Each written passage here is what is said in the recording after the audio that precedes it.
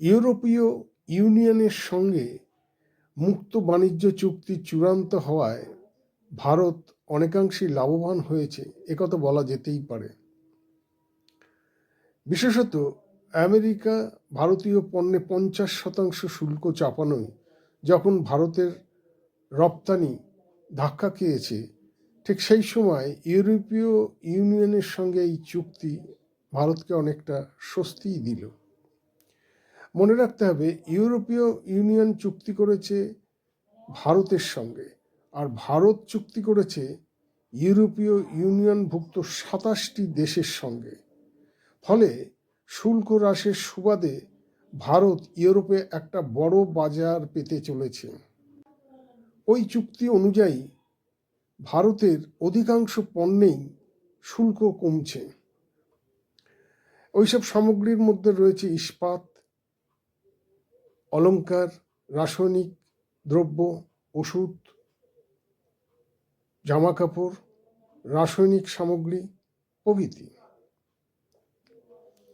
এতদিন ইউরোপের বাজারে শুল্ক হ্রাসের সুযোগ নিয়ে বাংলাদেশের পোশাক বিরাট বাজার পেয়েছিল। এবার ভারতও বাংলাদেশের সঙ্গে জোর টক্কর দেবে। ইউরোপীয় ইউনিয়নভুক্ত ওই 27টি দেশের মধ্যে ফ্রান্স, জার্মানি, ইতালি, বেলজিয়ামের মতো দেশও আছে।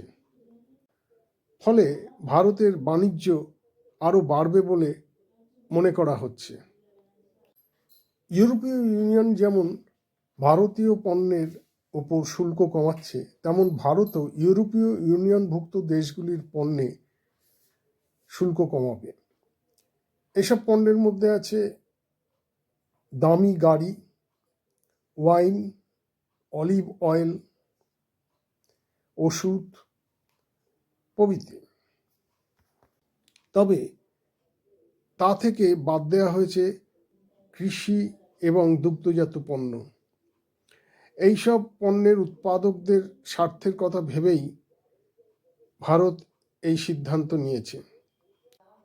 ফলে আমেরিকার দিক দিয়ে ভারতের যে বাণিজ্য ঘাটতি হচ্ছিল, সেটা ইউরোপীয় ইউনিয়নের সঙ্গে চুক্তির ফলে কাটিয়ে উঠতে পারবে বলে আশা করা হচ্ছে।